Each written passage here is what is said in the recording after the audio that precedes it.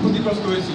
ক্ষতিগ্রস্তদের ভিতরে আমার মনে হয় মৎস্যচাষী যারা আছে তারাই সর্বোচ্চ ক্ষতিগ্রস্তের মুখে ছিলেন। যেমন আমি 3 একরের আমার মৎস্য খামার, সেখানে আমি প্রায় 15 লক্ষ টাকার উপরে আমার ক্ষতিগ্রস্ত হয়েছে। আমার যেখানে মৎস্য খামার সেখানে আমি জীবন মধ্যে পানি আমার যে পুকুরের পাড়ে পানি আমি কখনো দেখিনি, কিন্তু গতবার খুব সময় পানি হয়েছে।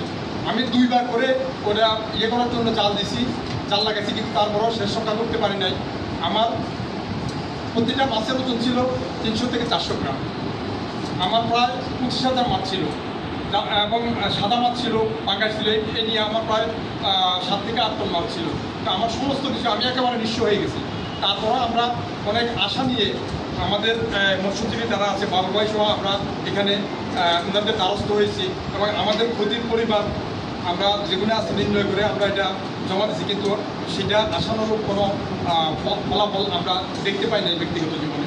যাই হোক, ওইটা কতটুকু কী হয়েছে এটা মৎস্য কর্মকর্তার স্যারের সাথে এভাবে আলোচনায় বলে বলছে যে ভাই এটা আমাদের কাছে কিছুই নয়, আমরা মৎস্য অধিদপ্তরে এটা করছি, কিন্তু ওখান থেকে আমরা কখনো আশা পাই না।